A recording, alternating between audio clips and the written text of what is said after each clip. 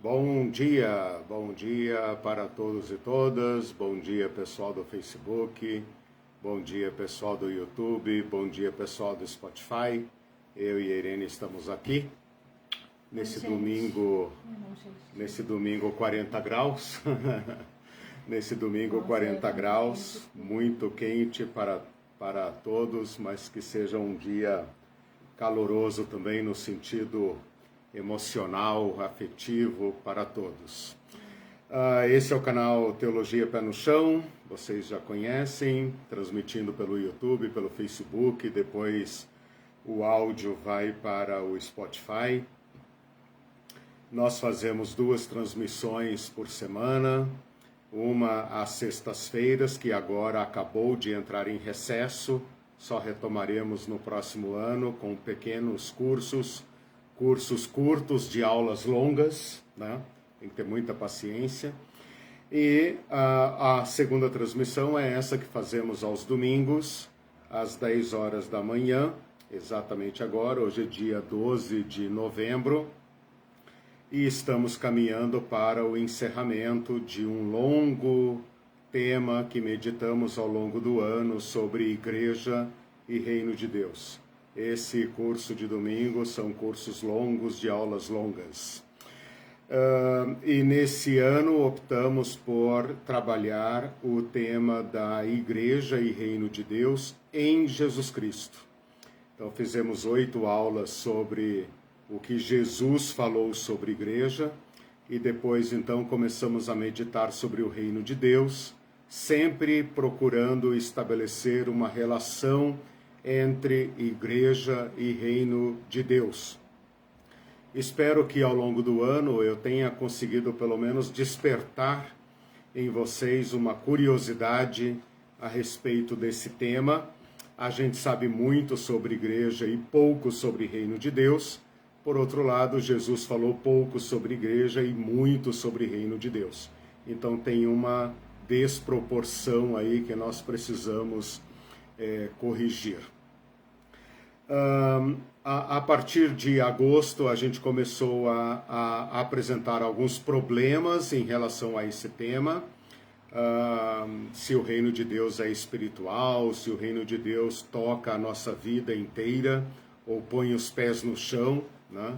Se o reino de Deus é algo apenas do futuro, apenas do céu, apenas dos anjos. E eu espero que todos tenham entendido as implicações destes problemas. E para responder estes problemas, nós fizemos a trilha de Jesus, a mais segura, né? Que foi expor o reino de Deus por meio das parábolas do reino. E através da simplicidade das parábolas, captarmos as lições, as instruções, as orientações que Jesus nos deu, os ensinamentos, as lições que Jesus nos deu sobre o reino de Deus. E nessas últimas aulas, tanto as que passaram como a de hoje e as próximas 2, os 2 domingos de novembro, hoje é dia 12, temos ainda de 19 e 26, né? 19 e 26, então mais 2 aulas. Nós vamos então fazendo fechamentos desses temas. Hoje eu quero tratar com vocês ainda sobre aquele tema do que significa entrar no reino de Deus, né? Acredito que não esgotarei o assunto, mas pelo menos deixarei uma ideia bem estabelecida sobre o significado de entrar no reino de Deus. E nas próximas 2 aulas vamos fazendo então fechamentos, especialmente com respeito à relação entre igreja e reino de Deus. Eu falei ao longo do ano inteiro que mesmo que você ou sua igreja nunca tenha parado para pensar sobre este tema, na prática, o modo como vocês são igreja, o modo como nós somos igreja, é uma resposta a este problema, a esta pergunta. E isso tem muitas implicações. tem muitas implicações sobre o modo como nós praticamos a nossa fé.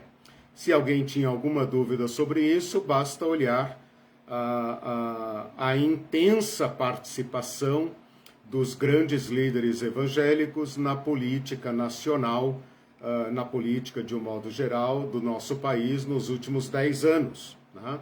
Nós passamos rapidamente de uma igreja que não se envolvia com política porque acreditava que a sua tarefa era ganhar almas para o reino dos céus, né?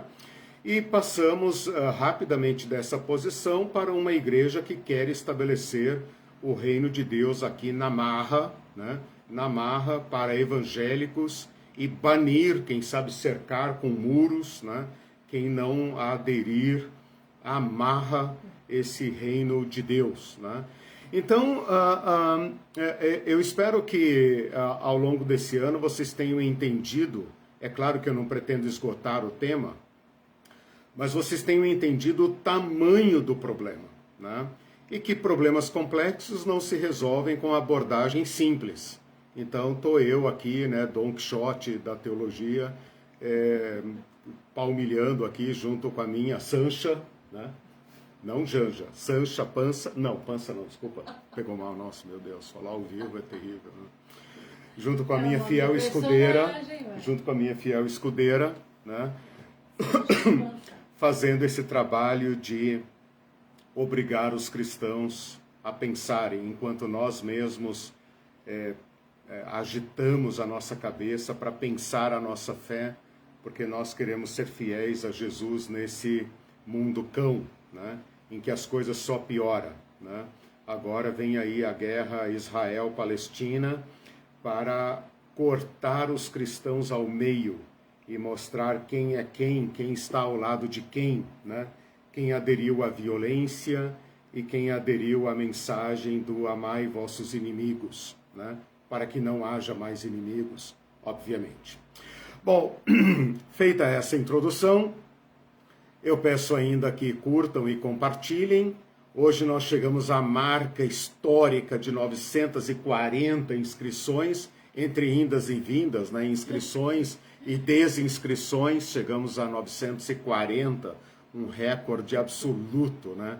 940 inscrições. Né? A Irene está aqui. Não fala besteira. A Irene está aqui pronta para chutar a minha canela, para ver se eu termino a aula com pelo menos os mesmos 940. Ou se alguém se desinscrever, que pelo menos haja uma inscrição para repor, né? Brincadeira. Gente, mas é isso. Por favor, compartilhem, curtam e tal, para que essa geringonça, né, das redes sociais entendam que eu estou produzindo um conteúdo relevante. Bom, na aula passada eu comecei essa discussão a respeito de diversas palavras de Jesus em que ele menciona o verbo entrar.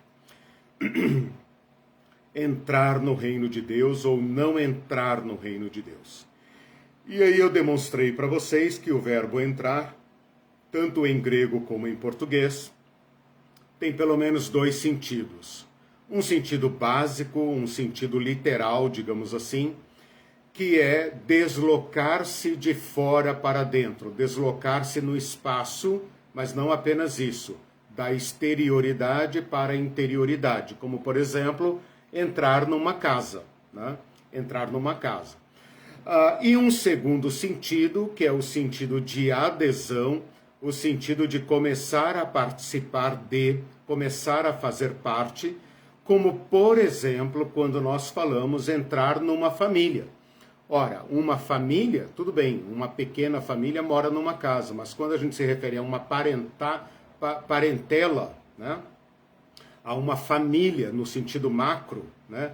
A família Xavier, a família Barbosa, a família, sei lá, Goldstein, né?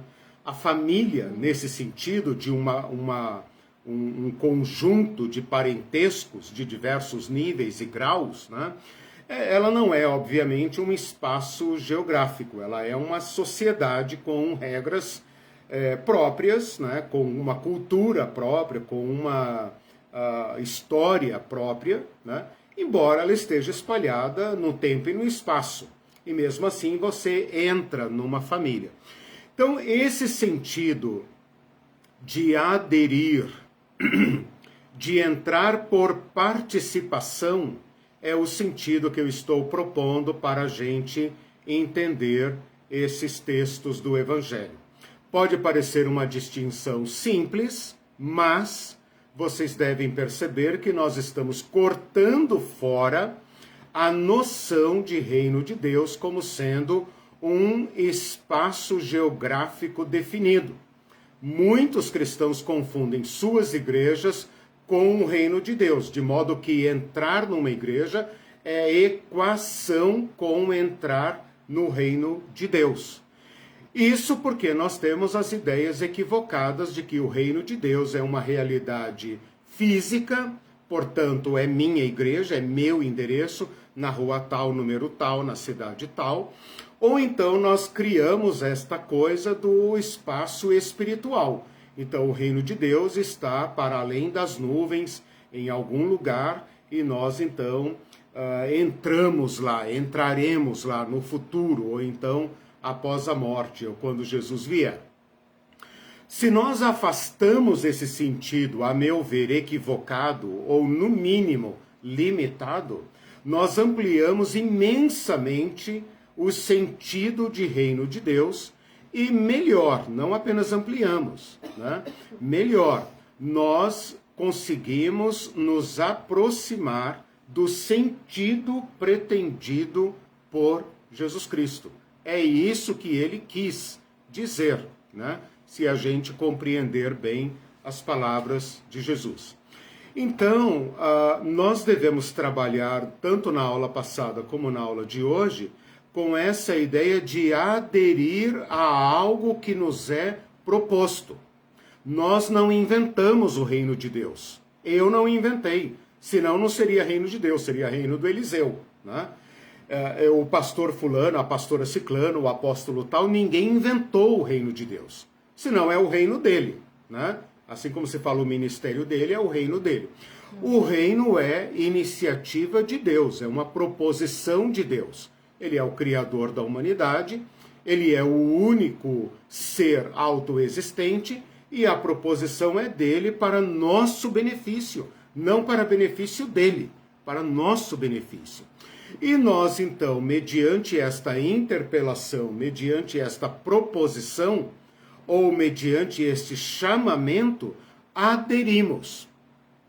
Ora, se nós aderimos ou não aderimos, significa então que o reino de Deus tem um conjunto ético, um conjunto de ideias, de proposições, de práticas que definem se eu aderi ou não. Eu posso aderir dizendo, sim, bota meu nome aí, mas no meu coração eu não aderi. Eu não faço parte. Assim como eu posso entrar numa família, mas não participar dela, né? Então, o entrar no reino de Deus é uma adesão que se manifesta pela prática de certos valores que definem o reino de Deus. Por isso, na aula passada, eu abordei aquele texto do Sermão do Monte, Mateus 7, acho que versículos 20 por ali, em que Jesus fala, nem todo o que me diz Senhor, Senhor, entrará no reino dos céus, mas aquele que faz a vontade de Deus. Ou seja, Jesus é o Senhor no reino de Deus. Chamá-lo de Senhor aparenta uma adesão, mas não faz a vontade de Deus. Ora, se isto não fosse possível, a advertência de Jesus não faria sentido. Se ele advertiu, então é porque faz sentido uma pretensa adesão da boca para fora, ao reino de Deus, sem fazer a vontade de Deus. O que não deixa de ser, digamos assim, de uma tentativa de golpe de Estado, né? Eu entro no reino de Deus para desbancar Deus, né? Eu o chamo de Senhor, mas não faço a vontade dele. Então é um golpe de Estado, né? A reprodução, é a repetição do pecado de Satã, né? Não ser Deus e querer ser Deus, né? E esta sedução nos atrai permanentemente, né? Sereis como Deus, né? E o Evangelho nos permite esta ruptura com o modelo de Satã, com a mentira satânica, sereis como Deus, e adotarmos aquilo que corresponde à nossa natureza, aderir a um domínio justo, né, para o nosso bem. Hoje, então, eu quero explorar com vocês alguns outros textos em que Jesus fala sobre entrar no reino de Deus. Como eu falei para vocês, se eu não chegar ao final dessa lição, eu terei deixado, pelo menos, o caminho das pedras e você poderá aplicar esta noção de entrada como adesão, como participação, em qualquer outro texto que você encontrar e que eu não tiver abordado aqui. O primeiro texto que eu quero compartilhar com vocês é o texto de Mateus capítulo 5, versículo 20, que fala do entrar no reino de Deus como justiça, como prática da justiça. O texto é o seguinte, Mateus capítulo 5, versículo 20. Se a justiça de vocês não exceder a dos escribas e fariseus, de modo algum entrareis no reino dos céus. Esse entrar no reino dos céus está conjugado no futuro e pode parecer, equivocadamente, mas pode parecer que se trata da escatologia ou da vinda de Jesus ou de depois da morte. Mas eu quero propor uma outra forma de interpretar, que eu considero mais coerente com a mensagem de Jesus, que é um futuro baseado na condição. Então, condição, se você cumpre a condição, a entrada no reino de Deus é consequência e não futuro. Ela é futuro no sentido que depende de uma condição. Qual é a condição? Se a justiça de vocês exceder ou não exceder. Então, se tem uma condição, a consequência desta condição é posterior ao atendimento da condição. Então, de novo, qual é a condição? Prática da justiça. Se você pratica um certo tipo de justiça, você entrou no reino de Deus. O simples fato de você ser um aderente à justiça do reino de Deus, um participante a um novo modo de praticar justiça, isto mesmo, a própria prática da justiça, já é evidência de que você aderiu ao reino de Deus. Então esse é o primeiro ponto. Por que o verbo está no futuro? Porque ele é consequência de uma condição e não porque se trata de algo após a morte, né? É claro que quem entra no reino de Deus desde já tem garantida a sua participação em tudo que o reino de Deus vier a se tornar. Mas não se pode pensar que não se entra no reino de Deus agora pela prática da justiça e apenas no futuro, senão a gente cairia numa coisa meio tipo reencarnacionismo, né? Pratico justiças agora, depois da morte, passo por uma balança, né? Por uma lei kármica, para ver se eu posso ir para o paraíso ou se eu sou condenado a voltar para a encarnação, né? Para uma reencarnação. Esse texto da justiça, então, a prática da justiça, não é qualquer justiça. É uma justiça colocada em comparação com a dos escribas e fariseus. Ora, quem são os escribas e fariseus? Nós podemos pensar nos escribas e fariseus como sendo os mestres da religião. Então, a justiça estabelecida pela legalidade, pelo legalismo, pelo conjunto de normas e regras positivadas pela religião. Mas também podemos pensar na justiça no sentido jurídico. Por quê? Porque escribas e fariseus eram ao mesmo tempo peritos da lei e de uma lei que não era apenas religiosa, era também uma lei civil. Então nós podemos pensar aqui facilmente, sem grandes argumentações, que se trata desta justiça normativa que é colocada diante de nós pelo Estado e pela religião. Ora, se Jesus estivesse dizendo que nós devemos praticar uma justiça mais severa, mais rigorosa do que aquela estabelecida pela religião e pelo Estado, ele estaria apenas fazendo mais do mesmo. Seria apenas uma questão de exceder em quantidade. Quantidade. Tipo, vocês têm que ser mais legalistas. Se os fariseus lavam a mão até o antebraço, vocês devem lavar até o ombro, né? Se os judeus lavam as mãos 7 vezes, vocês devem lavar 70 vezes 7. Seria apenas mais do mesmo.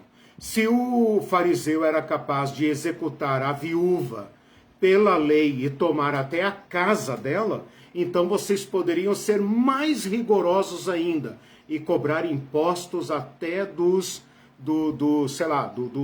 leprosos por ocuparem algum lugar, ou dos mendigos porque ocupam um lugar na praça, etc, etc. O que Jesus está falando aqui não faria sentido se tratasse de mais regras de justiça. O que Jesus está falando aqui é que o reino de Deus tem uma justiça de outra qualidade. Por isso, na sequência do versículo 20, ele vai dizer: ouvistes que foi dito, eu, porém, vos digo, é assim, assim. Ouvistes que foi dito, eu, porém, vos digo assim, assim, assim. E no final deste capítulo, ele vai dar, digamos, a regra final, aquela que define a qualidade do reino de Deus. Ele vai dizer: ouvistes que foi dito, ame os seus amigos, odeie os seus inimigos. Eu, porém, vos digo, ame os seus inimigos e orem pelo que vos perseguem. Esta é a justiça que excede a dos escribas e fariseus. Não se trata de ser mais legalista. Não se trata de ser mais fanático, mais fundamentalista. Não se trata de uma observância mais rigorosa das regras da lei. Se trata de uma justiça de outra qualidade, que nos liberta do peso da lei e nos coloca numa outra esfera de justiça, que é a justiça da misericórdia. No final desse texto ele vai dizer: porque assim é o vosso Pai. O vosso Pai dá o sol sobre bons e maus.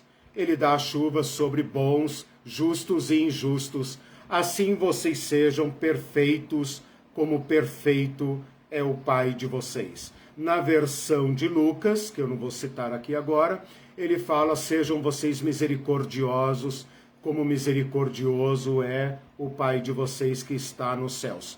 Portanto, a perfeição a que Jesus se refere em Mateus 5, capítulos 40 e bolinha, né? Mateus 5, capítulos 43 a 46, 48, é uma perfeição na misericórdia. Então, o que Jesus está dizendo aqui é o seguinte: se a justiça de vocês não assumir outra qualidade, qual a qualidade? A qualidade do reino de Deus, aquela que os libertou do peso da religião, vocês jamais poderão se considerar parte do reino de Deus, porque é a prática desta justiça que demonstra que você aderiu ao reino de Deus. A gente poderia pensar amplamente sobre justiça.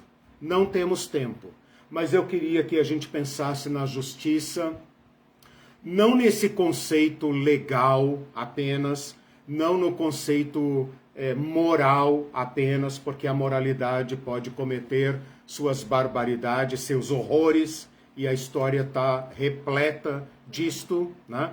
Como a moralidade pode praticar perversidades, crueldades, e isso é aceitável por uma certa moralidade, mas pensarmos no reino de Deus, na justiça do reino de Deus, naquele sentido mais básico da equidade. O que eu quero para mim, quero para todos. Isto é desistir de praticar a justiça própria e passar a praticar a justiça do reino de Deus. Eu fui tratado com misericórdia, eu fui tratado com bondade, eu fui tratado com graça, e isso me deu vida, e isso que me dá vida, eu quero lutar para garantir para todos. No mesmo sermão, no capítulo 6, Jesus vai dizer: busquem, pois, em primeiro lugar o reino de Deus e a sua justiça. Busquem, pois, em primeiro lugar o reino de Deus e a sua justiça. Ou seja, a nossa relação com a justiça de Deus é uma participação ativa. Nós devemos orar para que o reino de Deus venha o teu reino, e ao mesmo tempo buscá-lo, e buscá-lo na sua praxis, que é a justiça.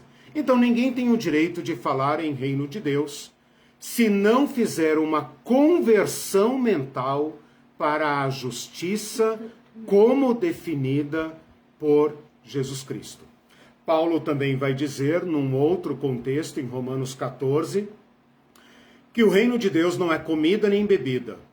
E com isso ele não quer dizer que não tem a ver com comer o pão. Ele tem dizer que não se usa regras dietéticas para dizer quem é do reino ou quem não é do reino. Parem de discutir quem come o quê, quem bebe o quê. Isso não define quem é do reino de Deus. O reino de Deus é justiça, paz e alegria. O reino de Deus é justiça, paz e alegria. Não há paz sem justiça. Não há alegria sem justiça. Se eu me alegrar porque só eu sou privilegiado, esta não é a justiça do reino de Deus. Essa não é a alegria do reino de Deus.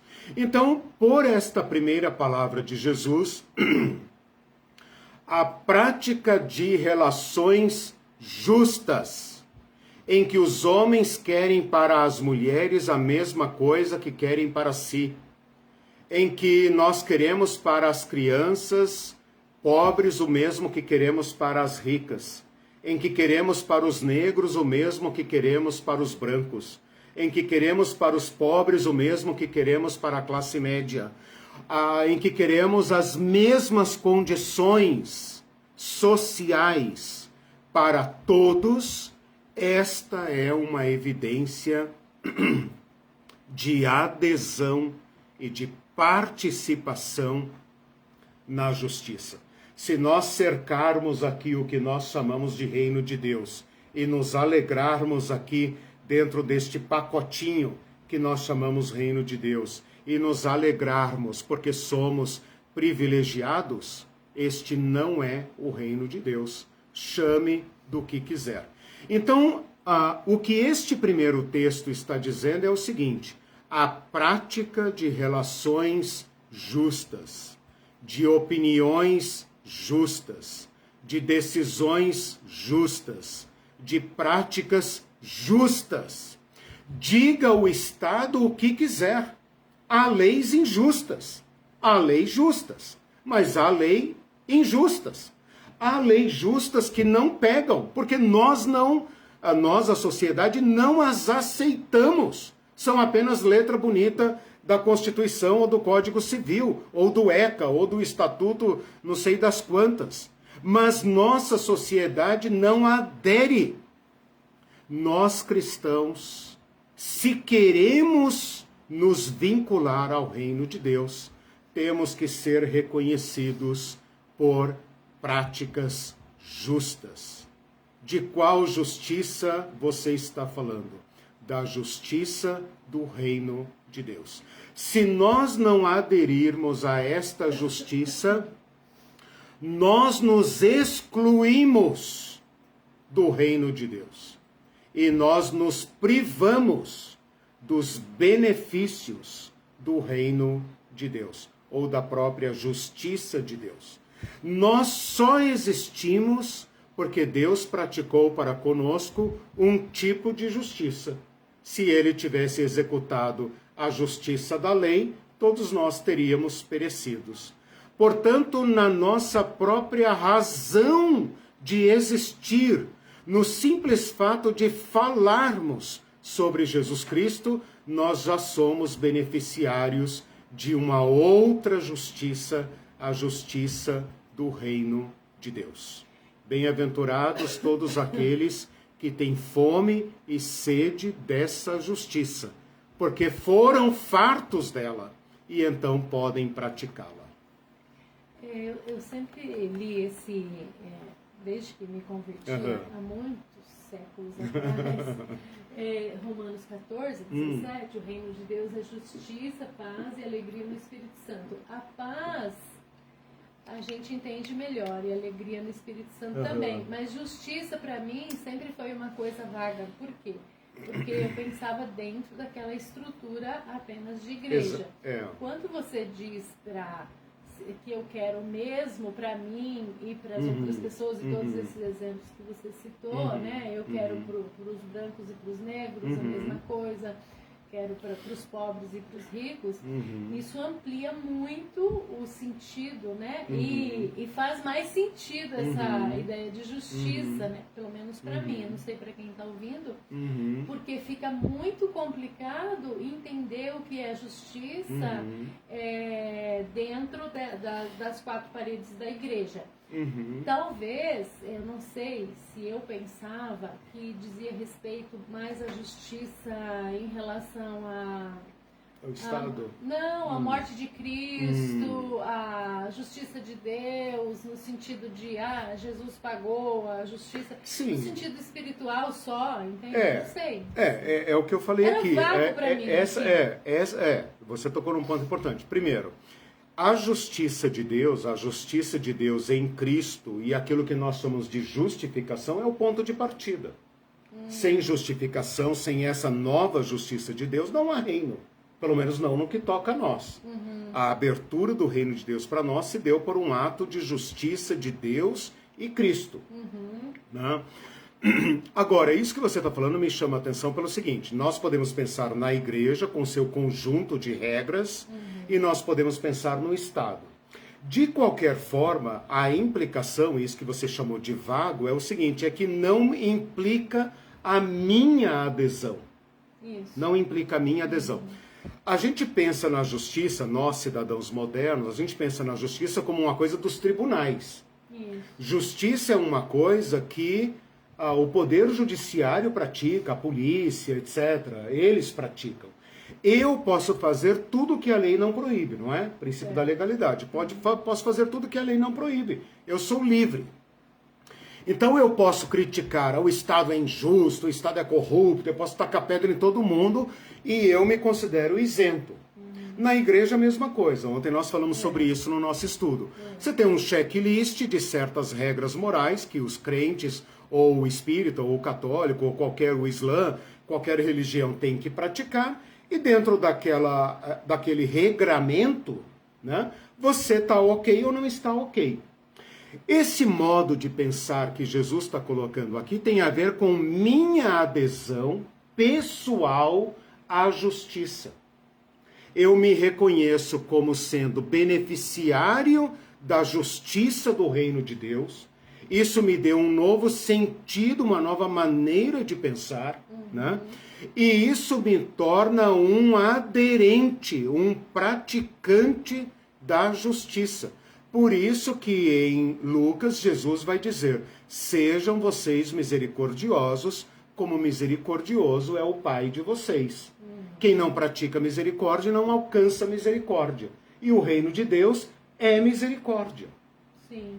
Então essa justiça que Paulo fala aqui em Romanos 14 é a justiça que nós herdamos de Deus e que nós praticamos. E pode dar também uma noção até errada de interpretação, né? Se eu não tenho esse leque todo, de pensar assim, é justiça de Deus sobre aqueles que não crerem. Isso, exatamente. Num sentido que não me envolve. Exato. Eu acho que a questão fundamental aqui é que a adesão ao reino de Deus é pessoal, individual, implicante e comprometedora. Exatamente. E a partir do momento que você fala, eu sou beneficiário da justiça de Deus, justificados, pois, mediante a fé, Romanos 5:1, né?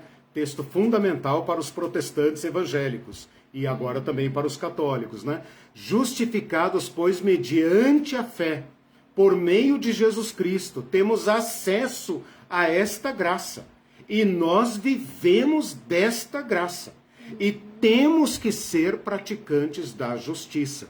Então, um cristão não pode dizer, não, mas a lei diz isso. A lei diz isso. Por exemplo, quando houve a reforma trabalhista, eu lembro de ter postado no meu Facebook o seguinte, patrões evangélicos. Não é porque houve reforma trabalhista que vocês precisam sacanear seus empregados, né? Vocês podem praticar uma legislação trabalhista justa, porque o que a nova legislação tornou legal e aceitável nos tribunais é injusto de acordo com o reino de Deus. Né? É não garantir o mínimo de dignidade ao trabalhador. Mas fui avisado de que as igrejas como patronas, né, patroas, aplicaram imediatamente a nova reforma trabalhista. Né? E os cristãos, hoje, né, eu sinto dor no coração de dizer, estão com uma péssima reputação no comércio, no mercado de trabalho, quer como empregado, quer como patrão, quer como fornecedor, quer como consumidor. Por quê? Porque provavelmente pensam nessa justiça como uma coisa do Estado, né?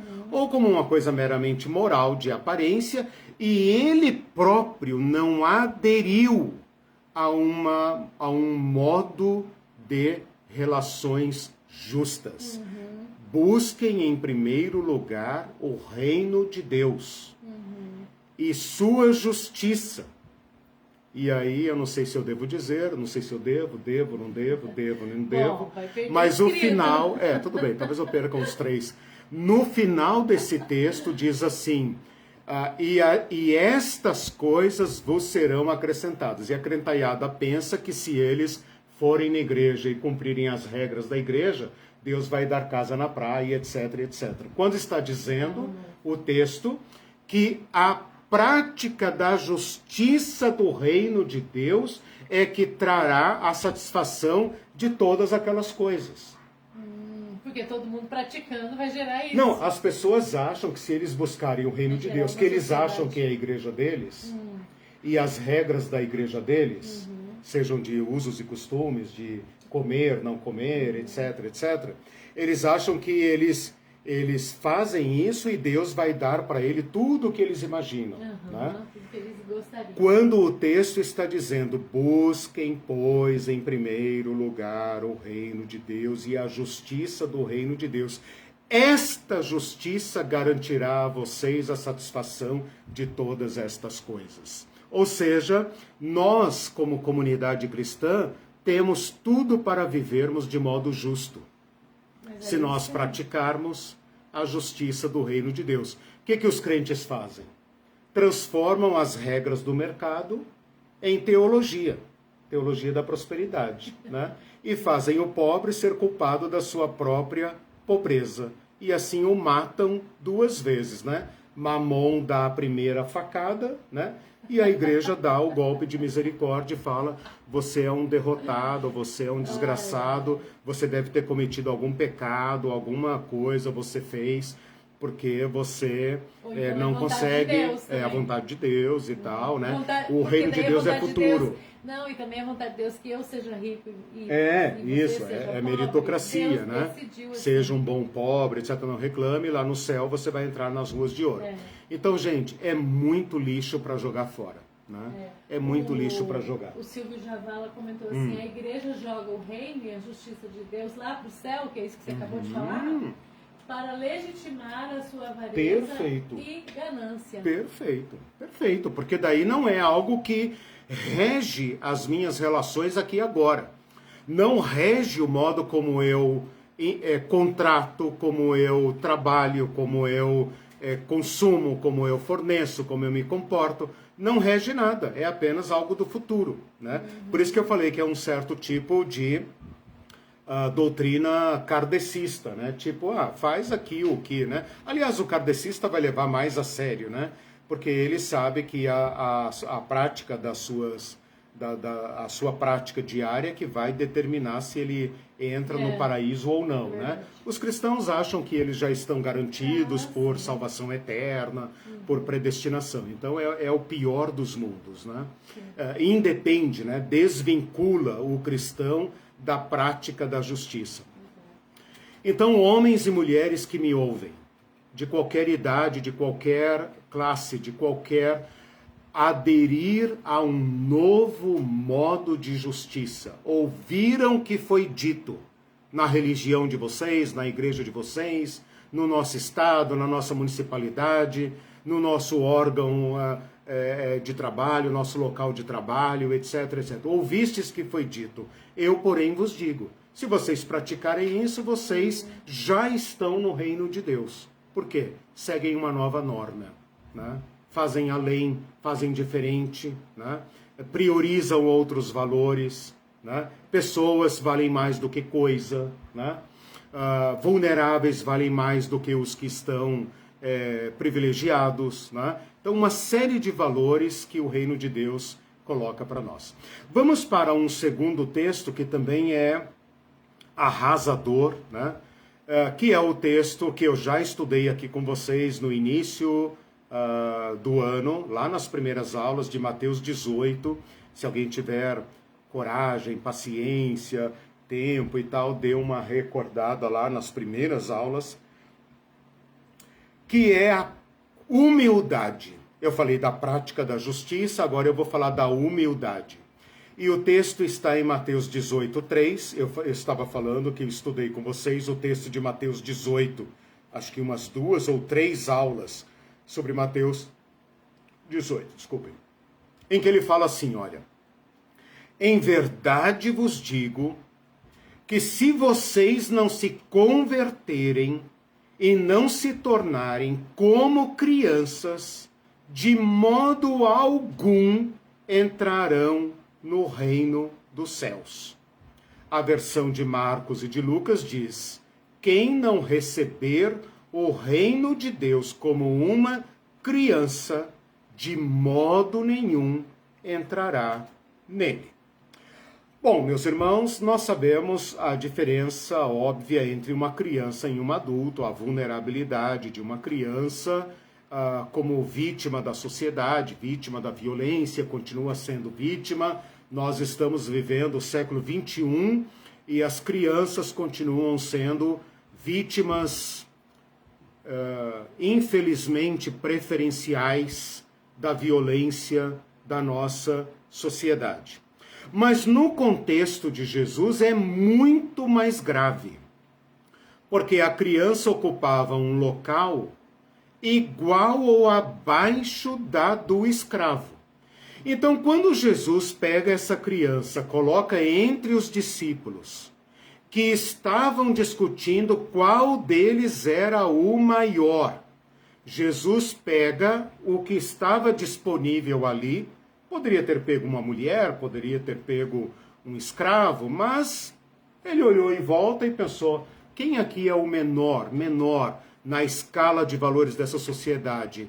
É o Jacozinho. Jacozinho, vem cá. Oi, Jesus, posso chegar aí perto? Pode.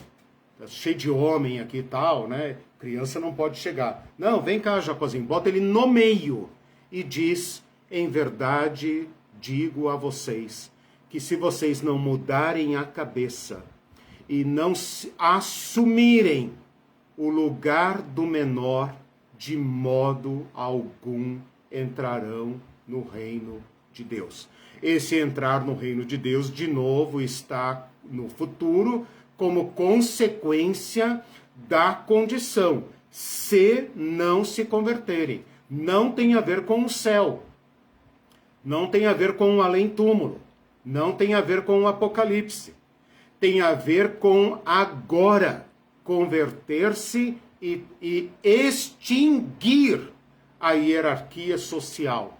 Lidar com as pessoas como se não houvesse maiores e menores. Porque há, mas nós vamos nos relacionar com elas ignorando as estruturas sociais que as classificam entre maiores e menores. Eu estava dizendo que a criança, nesse caso, representa não apenas uma faixa etária de um grupo social vulnerável, que é, né? Está aí o Instituto do ECA, Estatuto, melhor dizendo, da criança e do adolescente, que grande parte da nossa sociedade odeia junto com os cristãos. Odeia, né? Eles querem o direito divino de praticar violência contra crianças, né? Mas na época de Jesus não é apenas uma faixa etária, é o menor do menor do menor. Era mais fácil um escravo ter privilégios do que uma criança. Paulo fala isso em Gálatas, lembra? Ele fala que quando o filho do dono é criança, ele é semelhante ao escravo. Ele só vai assumir importância cidadã depois que ele cresce. E esta sociedade de Jesus tinha toda uma hierarquia de quem é o primeiro, o segundo, o terceiro, etc, etc. É típico da sociedade. E os discípulos estão seguindo Jesus, mas procurando estabelecer uma forma de organização social. Quem manda em quem? Quem é quem aqui, né? Tirando Jesus, que é o cabeça, quem vai ocupar a pirâmide social? Vamos construir a nossa pirâmide. Exatamente, em nome de Jesus. Exato. Nós colocamos Jesus lá em cima, chamamos ele de Senhor, porque ninguém vai disputar com ele, mas nós o colocamos lá em cima, né? Ele desceu, nós o colocamos lá em cima, para que nós possamos fazer uma distribuição violenta da hierarquia, porque nós sabemos que nós não podemos roubar o lugar dele, mas também sabemos onde nós não queremos ficar, que é no lugar da criança. Tanto que Jesus teve que chamar a criança que estava lá na periferia e colocá-la no centro. Colocou no meio. E aqui ele estabelece um paradigma, só um minutinho. Estabelece um paradigma. Mudança de mente e assumir voluntariamente o lugar do menor, não para preservar a hierarquia social, mas para extingui-la. Extingui-la. Ou seja, se eu considerar o menor com a mesma dignidade que eu tenho, está desfeita o poder de Satã, o poder de seduzir as pessoas para serem como Deus e para dominarem aqueles que estão reduzidos a uma condição de minoridade. Não, eu só pensei, não vai colaborar muito o meu... Mas um pensamento que eu não podia evitar, que Jesus podia ter chamado uma mulher também, né? Ele chamou a mulher em Lucas 18, a mulher corcunda, que estava numa sinagoga e que estava no compartimento das mulheres, quietinha lá, era sábado. Jesus está no salão dos homens, provavelmente nos primeiros lugares, porque ele era considerado um mestre. Ele olha na galeria das mulheres e chama uma idosa doente. A pior, a mais baixa mulher que ele poderia ter chamado. Ele poderia chamar a esposa do rabino, uma mulher elegante, sábia, rica, da alta classe, eles chamam uma velha doente. Ora, ser uma idosa doente numa sociedade como a judaica era o pior dos mundos, porque é mulher, é idosa, provavelmente estava desamparada e era doente. Ou seja, você deve ter feito alguma coisa muito ruim, você deve ter sido uma péssima mãe, você deve ter sido uma péssima esposa para envelhecer desse jeito. Jesus chama a mulher para a galeria dos homens. Ele provoca a situação e ele a cura e provoca o ódio das autoridades. E ele fala, esta também é filha de Abraão.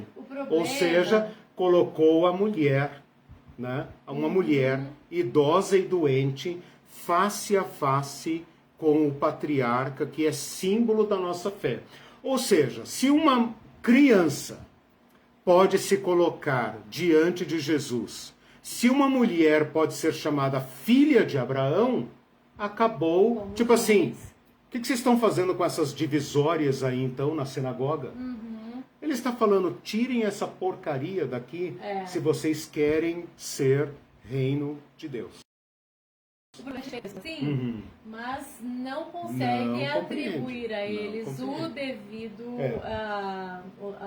devido significado, porque a gente desconhece a cultura judaica e desconhece as implicações que essa cultura, esses papéis ocupam. A gente lê com filtros, né? A gente lê com filtros, por isso que é importante, eu friso muito essa ideia. Que Lucas 13, eu falei 18 a 13. É muito importante fazer uma leitura nova, sem filtros. Faz anos que eu estou tentando fazer essa leitura e muita coisa muda na cabeça da gente, né? Exatamente.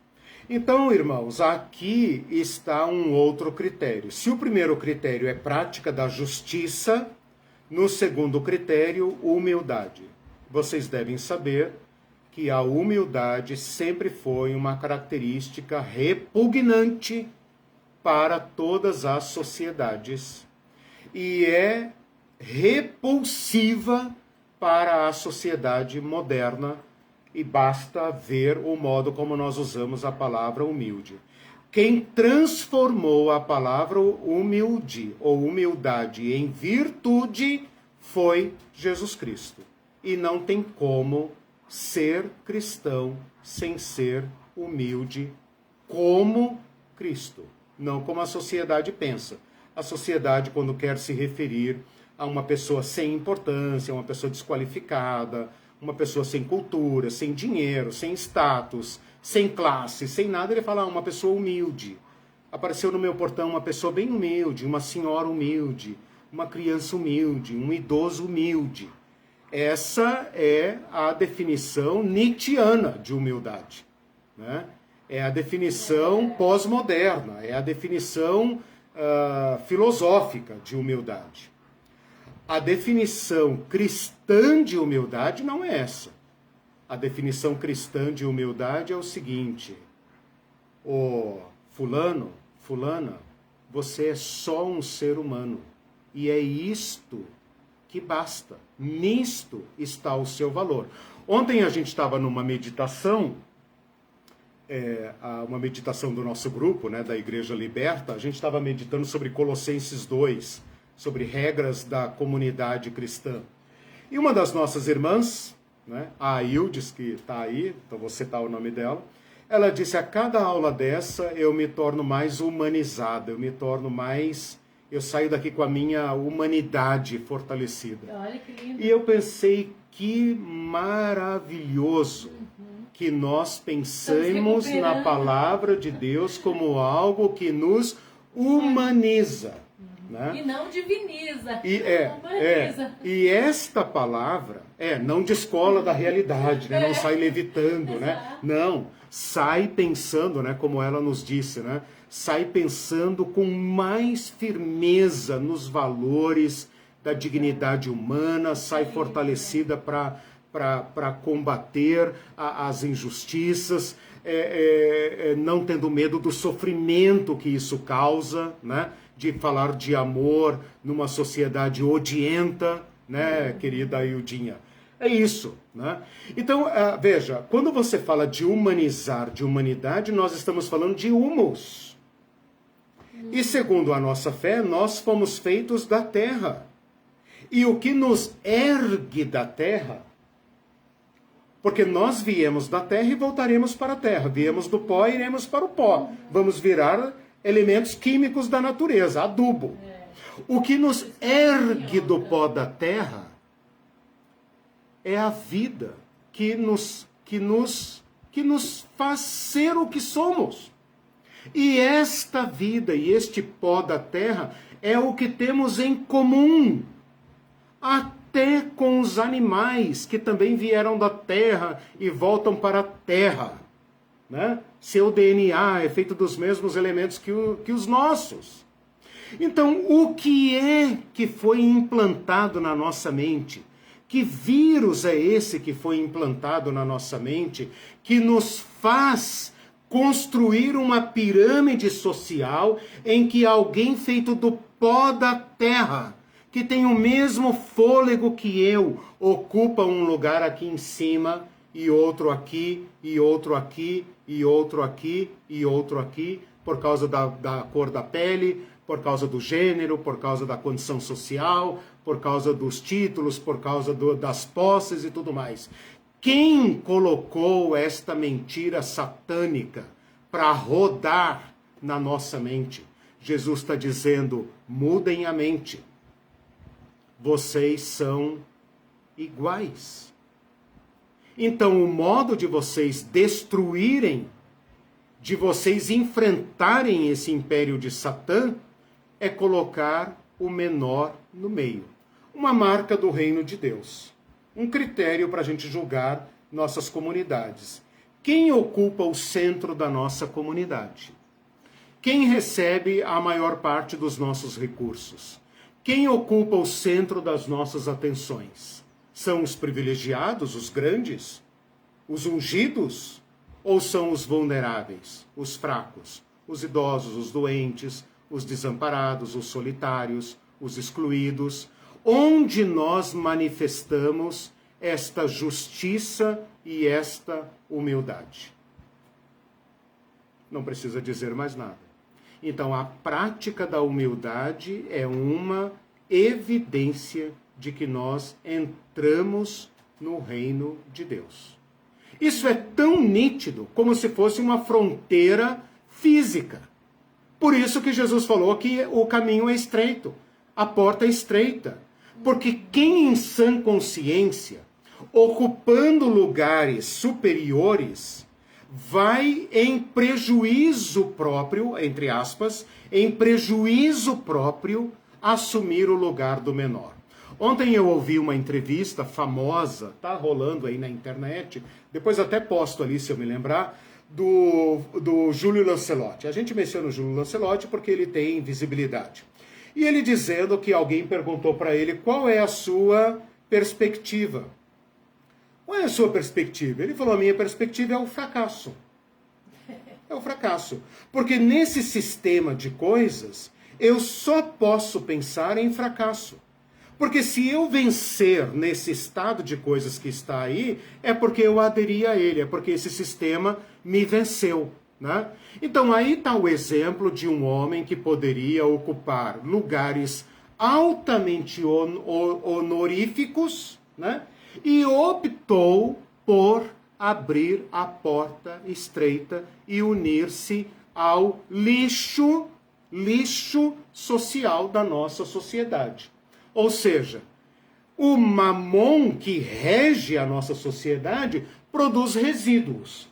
Todo dia ele joga resíduos para fora. Os descartáveis, os pobres, os doentes, os velhos, os inservíveis, ele vai jogando para fora. O que o sistema espera? Que eles desapareçam.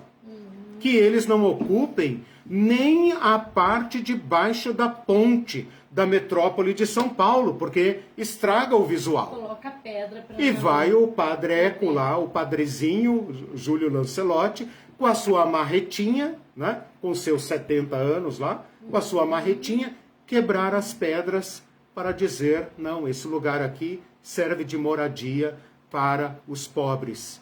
E no que depender de mim e do reino de Deus, eles vão comer, beber, dormir, vestir. Né? Então é isso, meus irmãos. Não adianta dar nome, chamar de Senhor e etc, etc. Ou nós nos convertemos à humildade de Cristo, não a do mundo.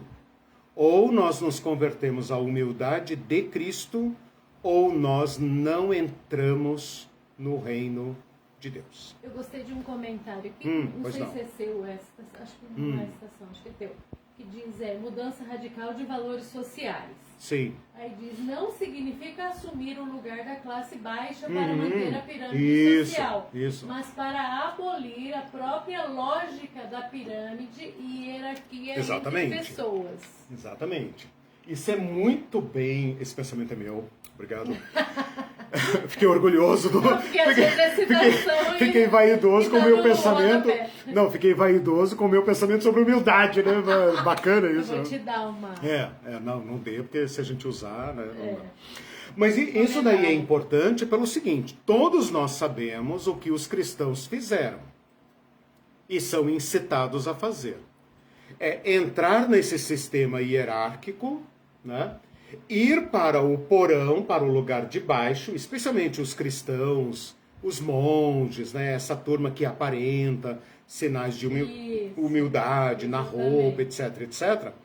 Mas que ao invés de subverterem o sistema, dão a eles sustentação. Ou seja, eles estão ali para legitimar o lugar dos pobres e para garantir que haja grandes. E há grandes na sua própria comunidade de fé. Exatamente. Ou seja, eles fazem voto de pobreza, ou os evangélicos não fazem voto de pobreza, mas assumem toda essa indumentária para que haja os grandes líderes, né, que vão sentar nas cadeiras altas, com seus anéis, com seu usufruto, com seus mega salários, né, privilégios e tal. Então é uma humildade repulsiva. Por isso que eu falei ali, é uma humildade que extingue e subverte o sistema.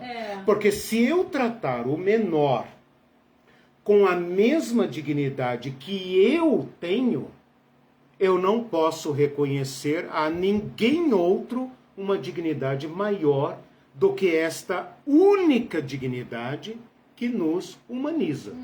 Então isso achata a pirâmide até que não haja mais pirâmide. Sim.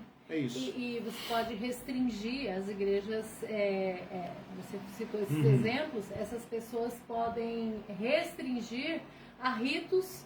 Sim, claro. Essa humildade. Então, claro. por exemplo, sinais exteriores. Faz o lava-pés lá. Sim. Né, onde um deles importante faz o lava-pé. Mas na prática de vida, ele não vai fazer nada. Eles mantêm a hierarquia e não vão fazer nada para mudar a estrutura da sociedade. Exatamente, né? não há Por conversão. Isso que eu sempre acho que na militância a gente deve lutar para mudar a estrutura. Até em relação ao identitarismo também. Você falou uma coisa interessante. Talvez eu esteja enfatizando aqui muito a questão da adesão pessoal. Né? Mas com isso eu não quero dizer, e a Irene mencionou aqui a questão de estrutura, com isso eu não quero dizer que o reino de Deus é uma coisa apenas intimista. Né? Por isso que eu tenho usado muito aqui a palavra praxis. Né? Porque não adianta eu me humilhar e cooperar com a preservação das estruturas. Né? Eu preciso ajudar a destruir estruturas que preservam a hierarquia, porque a hierarquia é diabólica. Né?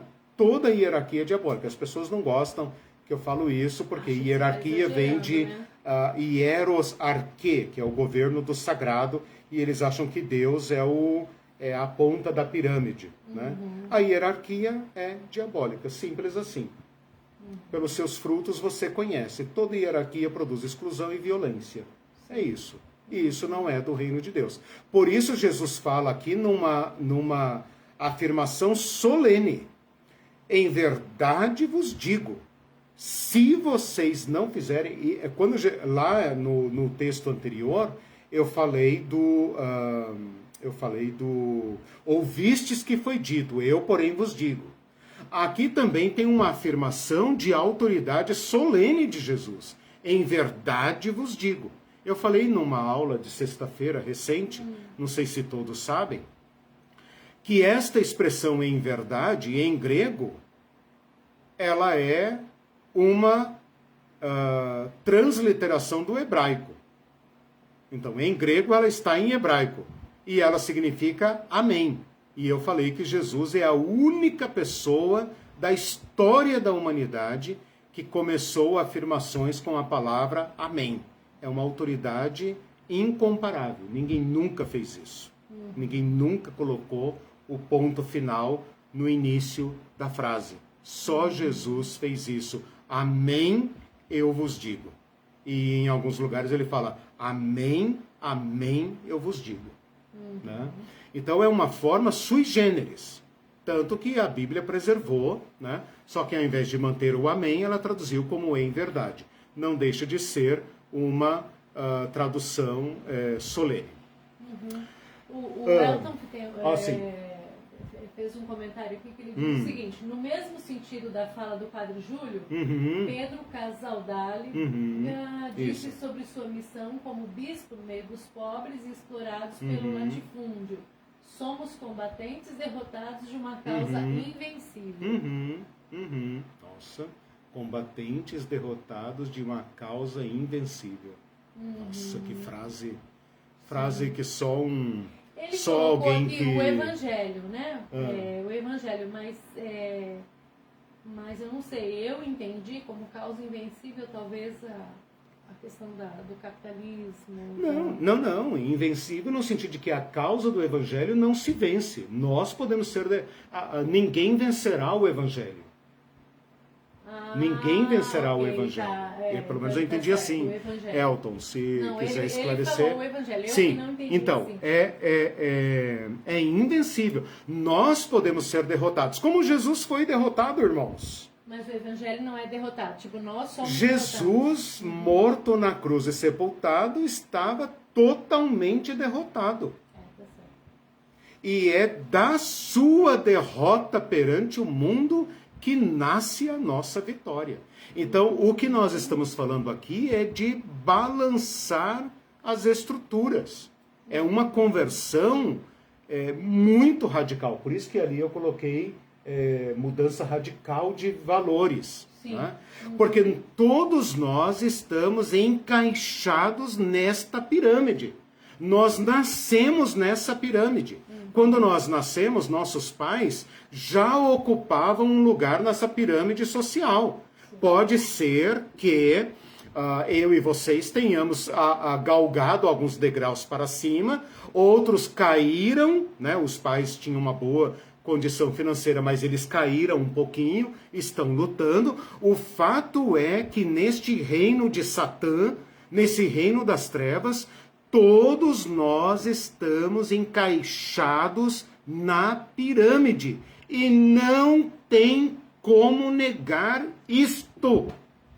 O que Jesus está dizendo é o seguinte: aqui na mente de vocês, vocês vão mudar. E a partir de agora, vocês vão atuar em favor do ser humano. E onde nós falamos de ser humano, não há mais pirâmide. Jesus Cristo se fez um de nós e se fez o menor de nós. Filipenses 2:5. Ele, sendo Deus, não julgou como usurpação o ser igual a Deus.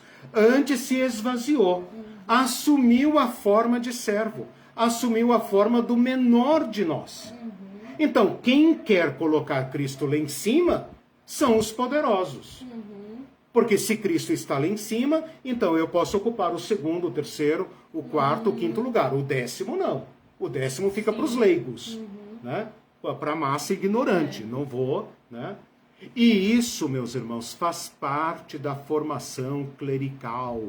Eu sou teólogo, eu já dei aula em faculdades teológicas. Isso faz parte, isso está sendo, esses valores do reino de Satã foram semeados no meio do trigo. estão sendo inculcados, transmitidos em cada relação religiosa. Mesmo assim, quando você se depara com essa afirmação de Jesus, em verdade vos digo que se não fizerem isso, isso e isso, jamais entrarão, levem a sério. Porque Deus, por meio de Jesus Cristo, está nos chamando a uma conversão. Vou para mais um texto e daí termino aqui, mais uma afirmação categórica de Jesus. Eu tinha falado que não terminaria hoje, termino na próxima aula. Mas uma afirmação categórica de Jesus está ali no encontro com um jovem rico. E aqui eu não sei se eu falo, se eu não falo. Eu vou falar. Eu vou falar. Né? Em verdade, digo a vocês que um rico dificilmente entrará no reino dos céus. E ainda digo mais, é mais fácil entrar, na nossa Bíblia diz passar, no original diz entrar. Eu vou ficar com o verbo entrar aqui, para manter o original e para manter essa dualidade. É mais fácil entrar um camelo pelo fundo de uma agulha do que entrar um rico no reino dos céus. Jesus tinha falado para esse jovem, o jovem tinha falado o seguinte: bom mestre, que farei para herdar a vida eterna? Jesus falou para ele: segue os mandamentos. É a justiça lá dos escribas e fariseus. Segue os mandamentos. Né? E no meio dos mandamentos, embute um ali sobre não fraudarás. O jovem aparentemente não percebeu a jogada de Jesus e ele fala: tudo isso tenho feito desde a minha mocidade. Tenho feito. Jesus fala para ele o seguinte: se queres, porém, entrar na vida. Vocês lembram da aula passada em que eu falei que entrar no reino, entrar na vida?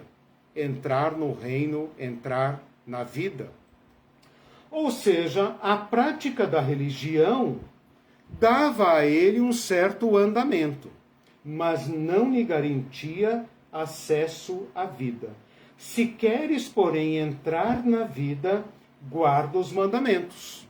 E Jesus fala, ele pergunta quais, e ele fala, né? Jesus fala que não adulterarás, não furtarás, não dirás falso testemunho, honra o teu pai e a tua mãe, amarás o teu próximo como a ti mesmo. E o jovem falou: tudo isso eu tenho observado, o que me falta ainda.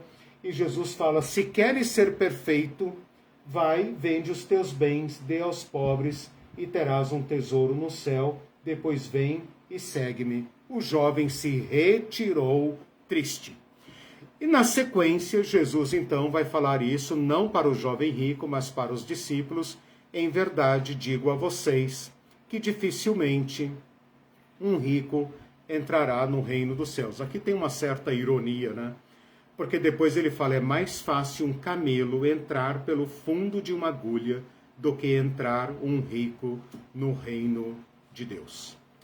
Eu sei que a nossa teologia e os nossos teólogos se esforçam para dourar esta pílula, se esforçam para mostrar que não é isso que Jesus quis dizer. Mas Jesus quis dizer aqui uma incompatibilidade entre a acumulação de bens e prática do reino de Deus. Incompatível. Eu sei que os cristãos também pensam que esse entrar no reino de Deus tem a ver com o céu, né? Que você morre e a sua alma vai para o espaço e chega lá, você vai topar com uma muralha de ouro e pedras preciosas, com uma porta fechada, né? E ali vai ser dito se você entra ou não entra. E se você tiver sido rico, você vai chorar ali as pitangas. E o anjo, Jesus, Nossa Senhora, né? Alguém vai dizer: ah, filho, deixa ele entrar, tal, papapá, né?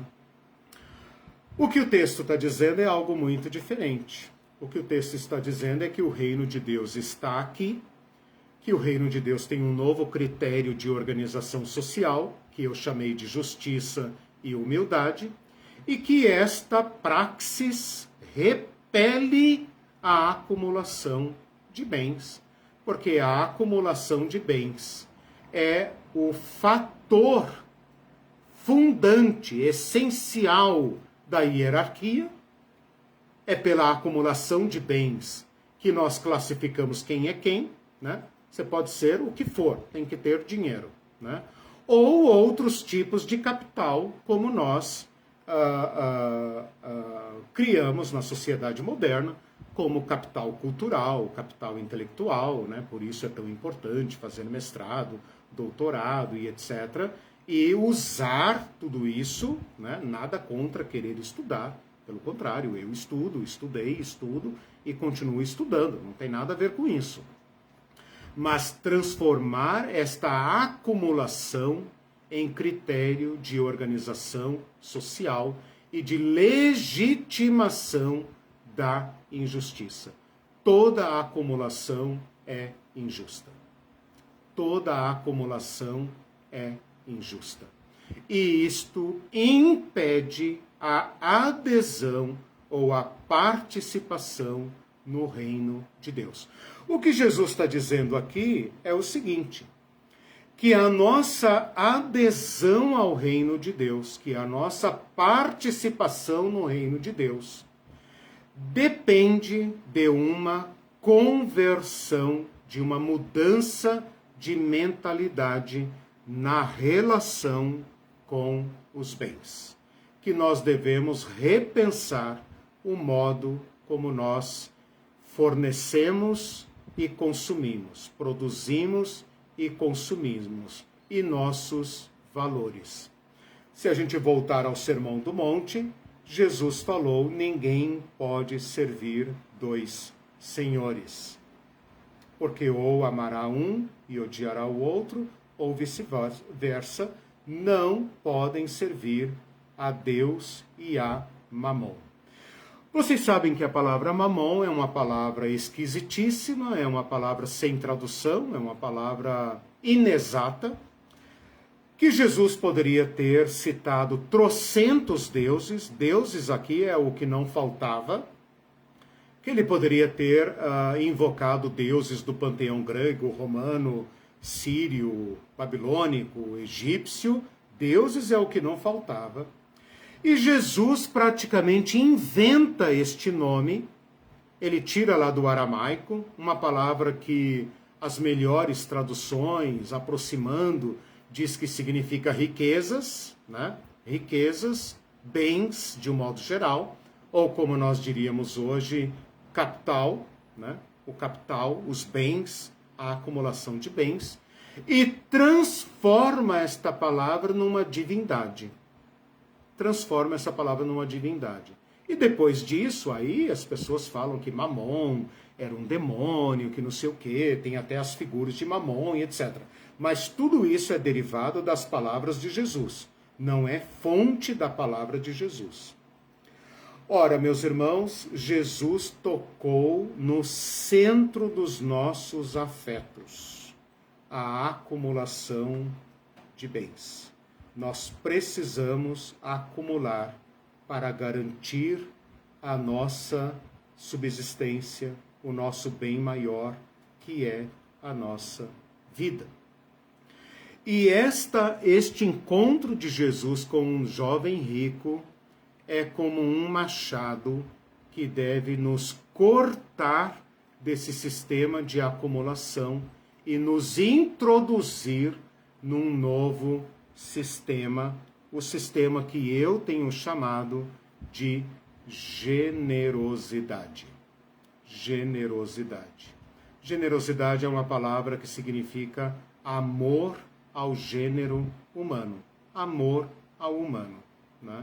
Colocar o humano no centro, de preferência os menores e mais vulneráveis, e fazer deles a nova medida de produção e consumo. Por que o Brasil fica tão irritado quando se critica o agronegócio, por exemplo? Né? Por que tanto ódio à agricultura familiar e tanto amor ao agronegócio? se não é o agronegócio que produz alimento para a mesa. Produz apenas acumulação de capital, né? Por que nós não priorizamos a produção de alimento? Porque o pobre come arroz e feijão e de boa qualidade, né? Não vai comer soja. Soja para exportação, soja para entrar na cadeia da indústria alimentícia, né? Não estou dizendo que não é importante. Estou dizendo que um país do tamanho do Brasil tem como pensar sua economia de forma solidária, de forma a priorizar o ser humano, colocar o ser humano na conta, o ser humano no orçamento, o ser humano na medida das coisas, né? E não o capital. Então é um corte profundo, é uma conversão profunda. Quando Jesus manda o jovem rico vender os bens, dar aos pobres e segui-lo, Jesus estava dizendo para ele romper com a acumulação, com a lógica da acumulação.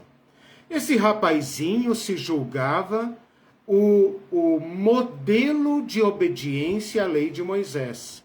Falso. A lei de Moisés tinha dispositivos para devolução das terras, tinha dispositivo para o ano sabático, tinha dispositivos para cuidar dos pobres, tinha dispositivo para cuidar do órfão, do estrangeiro e da viúva. Como que um jovem, porque a Bíblia o chama de jovem, como que um jovem, em tão tenra idade, chegou a ser proprietário de muitas terras, sem quebrar a lei dos escribas e fariseus? É isto que a religião consegue fazer, meus irmãos. Ela cria uma jurisprudência que adapta a moralidade religiosa à crueldade.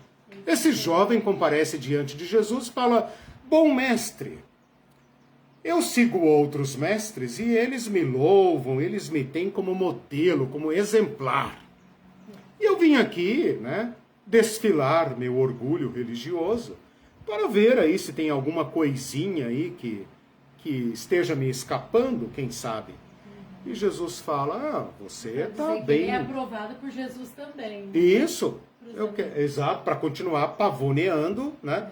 E Jesus foi direto ao ponto. Seu desgraçado. Não, Jesus não falou isso, Jesus era mais elegante, né? Seu hipócrita, né? Jesus falou para ele: vai e devolve os bens, seu ladrão. Porque de acordo com a lei de Moisés, um jovem jamais teria muitas propriedades se não tivesse usado interpretação da lei para tomar terras dos agricultores, para tomar dinheiro, para investir, para emprestar dinheiro para os camponeses, e depois que eles não conseguem pagar, executar os títulos da dívida. Assim é fácil ficar rico. Então você quer ser perfeito? Você quer de fato entrar no reino de Deus? Você quer ter um tesouro no reino de Deus? Devolva os teus bens. Vai devolver os bens. E vem e me segue. E vem aprender o que é o verdadeiro bem. Na sequência, os discípulos vão perguntar: Senhor, nós deixamos tudo e te seguimos. E Jesus vai dizer: qualquer que tiver deixado pai, mãe, campo, etc., etc., receberá muitas vezes mais. Jesus tinha falado para o jovem rico: você terá um tesouro no céu. E Jesus acabou de dizer para os discípulos: receberá muitas vezes mais. Onde? No céu? Não. Por que eu preciso de campo no céu? Jesus está dizendo: se vocês praticarem outra justiça, a justiça de Deuteronômio, a justiça do jubileu, a justiça da generosidade, todos terão terra, todos terão família, todos viverão em paz, vocês terão muito mais. Mas o jovem rico precisa tomar para acumular. Então ele vai acumulando, acumulando, acumulando e vai jogando mais e mais pessoas na pobreza, com a bênção da religião. E então, com este texto, eu volto ao início da nossa aula de hoje. Se vocês não excederem a justiça dos escribas e fariseus, porque os escribas e fariseus permitem que vocês sejam perversos, que vocês roubem o salário dos seus empregados, que vocês executem o pobre, que vocês tomem a roupa de quem não tem nada, ou que vocês promovam políticas que vão continuar produzindo bilionários de um lado e miseráveis de outro, inclusive pastores milionários que podem tirar suas férias na Europa, em Miami e etc., né? Ganhar riquíssimos salários, seus 30, 40, 50, 60 mil, 100 mil, né? Tudo isso com as bênçãos de Deus. E querem dizer: Senhor, Senhor, em teu nome expulsamos demônios, em teu nome fizemos muita coisa. E Jesus vai dizer: vocês não têm parte no meu reino, porque vocês praticam iniquidade. Iniquidade é uma palavrinha bonita para religião, né? Mas você já se deu conta que a palavra inequidade é a mesma coisa que desigualdade social? Não. Jesus está dizendo isso. Ah, vocês me chamam de Senhor, Senhor. Eu sei. Todo domingo vocês estão na igreja. Eu sei, eu conheço. Eu tenho meus anjos aí, né? Por todo canto. Eu sei o que está acontecendo. Mas vocês praticam desigualdade social. Vocês abençoam a acumulação de bens. Vocês não têm sensibilidade, né? Vocês não têm sensibilidade. Vocês acham que o pobre é pobre porque não trabalhou o suficiente? Senão ele também seria rico e estaria passando férias em Miami, né? Ou pelo menos no Nordeste. Nordeste não, porque o Nordeste é uma terra amaldiçoada, né? Por isso que lá tem pobreza. Não é porque eles são explorados, né? A África é pobre e precisa da teologia da prosperidade, né, irmãos e irmãs? Não é porque eles são explorados pelo colonialismo. Não, é porque eles têm religiões, etc., né? Eles têm ídolos e tal, como se os europeus não tivessem, como se nós não tivéssemos e tal, né? Então, meus irmãos, eu trabalhei hoje justiça, humildade e generosidade, né? 3 marcas que por si só dizem se nós aderimos e participamos deste novo projeto do reino de Deus. Né? Quero fazer um comentário, só uma observação. Esse versículo, essa passagem do jovem rico é muito mal interpretada. Sim. Até porque é uma maneira de espiritualizar essa passagem, é dizer assim que todos têm que vender Deus, todos os ricos, Jesus está mandando vender tudo e dar aos pobres, né? Sem levar em conta todo esse contexto que você disse, que essa pessoa enriqueceu burlando todas as regras de Deuteronômio e toda essa questão. E daí a gente entra em questão, o rico, muito rico hoje, é rico como também? Poderia até aplicar isso também, entendeu? Toda riqueza é suspeita. Né? No mínimo, nós participamos de um sistema injusto. Né? O nosso sistema é injusto, nosso país é injusto, nossa justiça é injusta, né? Nós vivemos num reino, né, para usar o termo do Evangelho, no reino de Satã. O sistema é maligno e ele é feito para matar, roubar e destruir. Né? E nós... Senão a gente espiritualiza esse versículo e não pratica. Exatamente. Né? Exatamente. Então isso é um perigo. Eu queria ler um comentário que Sim. ficou lá para trás, já que Sim, terminou e terminei nosso... aqui, o restante eu falo na próxima aula. Do pastor Mário, que diz assim: eu sempre costumo pensar nessa justiça relacionando-a com a responsabilidade que Deus tem com sua criação desde Adão até nós. Voltou na questão da justiça. Sim.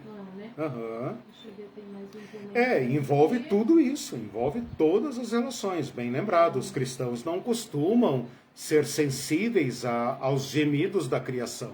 Né? E a prática da justiça tem a ver com isso também. Quando o Evangelho fala que Deus se importa com os pássaros, né? Não é para desprezá-los, pelo contrário, é uma lição de ecologia. Sim. Quando Paulo fala que a criação geme, aguardando a revelação dos filhos de Deus, a maioria dos crentes pensa no milênio, sei lá o que eles pensam. Né? Eu não sei bem o que eles pensam. Mas os filhos de Deus não têm que ser revelados agora? Os filhos de Deus não são aqueles que deveriam trabalhar para que, pelo menos, atenuar os gemidos da criação? Os cristãos não são sensíveis a isso. Eu nasci em lar evangélico. Eu fui descobrir ecologia nos últimos 10 anos. Né? Porque para mim tudo era descartável mesmo, era para uso. Uso e exploração. Né? Mais o comentário dele diz assim, do pastor Mário, concordo plenamente com a aula. Eu penso que o Estado, sendo criação dos homens e não ao contrário, tem como responsabilidade cuidar e zelar pela continuidade do grupo, da sociedade, da comunidade. Ele é um servo da sociedade. Né? Assim, o Estado é uma reprodução da justiça do grupo. Humana, humus. 64:6. Diferentemente dos conceitos, práticas e ensinos do reino e justiça divina, minha opinião. Sim. Desculpe, lê a última frase? Diferentemente dos conceitos, práticas e ensinos do reino e justiça divina. Isso, interessante, bem lembrado. Isso me faz pensar na discussão que ainda está em aberto na nossa sociedade, ou, por exemplo, agora na Argentina, acho que hoje é a eleição da Argentina, segundo turno. Que Estado nós queremos, né, pastor João? Que Estado nós queremos? Né? Nem isso nós sabemos responder. E nem os cristãos favorecem esse debate. Que Estado nós queremos? Nós queremos um Estado em que todos tenham acesso aos bens, pelo menos os básicos, né? Ou nós queremos um Estado em que cada um corre por si, vença o melhor e dane-se quem não aguentar, né? Nós queremos que os idosos possam se aposentar, nós queremos que eles tenham acesso à medicina de qualidade, nós queremos que todo jovem possa fazer uma faculdade, possa seguir a profissão que quiser, ou isso é privativo de uma determinada classe? Ora, grande parte da nossa sociedade quer um Estado para poucos. E os cristãos, por falta de reflexão e de ensinamento, ou sei lá o que, subscrevem esse tipo de Estado. Eles querem um Estado mínimo. Grande parte dos cristãos e da elite teológica no Brasil quer um Estado mínimo. Mínimo. Eles são conservadores em costumes, né? Mas eles são altamente liberais em economia. Eu tenho certeza que se fizesse um plebiscito só entre a população evangélica, o Estado mínimo que só garanta, como o Javier Milei está defendendo na Argentina, né? Dolariza tudo, privatiza tudo e que vença o melhor e que o Estado tem apenas polícia para proteger a propriedade privada, forças armadas para proteger o país, e diplomacia e justiça. É isso. O resto que se lasque, cada um por si, cada um faça você mesmo, né? Faça você mesmo. Então é o pior dos mundos, mas grande parte da população evangélica subscreve esse tipo de Estado e acha justo. Então é muito importante a gente pensar que o reino de Deus nos introduz numa nova prática da justiça. Sim. Agora, eu terminaria aqui a minha fala, pelo menos minha última participação, no seguinte sentido, meus irmãos. Tanto no sentido da sociedade, humildade tem a ver com relações sociais. Justiça, digamos assim, relações políticas. Dinheiro, relações econômicas. Esses três aspectos, política, social e economia, são sistemas. Sistemas. Eu e vocês somos indivíduos. Cada um de nós é um indivíduo. Mesmo que nós participemos do sistema, nós não temos os meios de criarmos um sistema para enfrentar este sistema. Nós não dominamos a economia, nós não dominamos a sociedade, nós não dominamos a política e nem devemos. Por isso, um homem como Júlio Lancelotti ou como Dom Pedro Casaldáliga, e na pessoa dele citando milhares de anônimos e anônimas que estão aí fazendo a mesma coisa, eu diria que a nossa perspectiva é sofrer duramente enquanto vivemos nesse sistema, como anunciadores de um reino que virá. Por isso, se eu entendi bem a citação que o Elton fez do Pedro Casaldáliga, a causa do reino de Deus é invencível. Então, hoje, nós tombaremos. Todos nós que praticarmos a justiça do reino de Deus, que praticarmos a humildade segundo Cristo, que praticarmos a generosidade, não teremos sucesso nesse reino de Satã. Mas o reino de Deus virá. Tão certo como o sol do meio-dia, o reino de Deus virá. E esta grande Babilônia, violenta, luxuosa, arrogante, é que cairá. Últimos 2 comentários para a gente concluir. O Carlos Pereira diz assim: esses pastores nunca explicam iniquidade como desigualdade, sim como pecado. A iniquidade falou em pecado, principalmente sexual. Inequo, desigual, mesma palavra, desigualdade. Eu ia falar do Depois curso. falam de atualização da Bíblia e as pessoas ficam alvoroçadas, né? Que se fala iniquidade, né, não implica. Se falar desigualdade, opa. Sim, né? claro, exatamente. Aí depois querem crucificar o Ed Renekiewicz achando que ele quer mudar a Bíblia, né? Assim. Você falou em generosidade, eu lembrei do curso sobre Sim. generosidade, e a Ildes também lembrou que você... Tem um longo curso. O curso mostra de generosidade, explica a acumulação e a riqueza desse jovem. Então quem não assistiu pode entrar lá no canal, né? A gente coloca o link aí para... podemos colocar o link.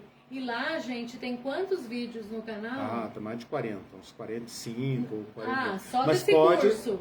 Só desse curso. 40 aulas, não. O canal tá com mais de 300 aulas. Mais de 300 mais vídeos de 300, de aula, viu, acho gente? que 300.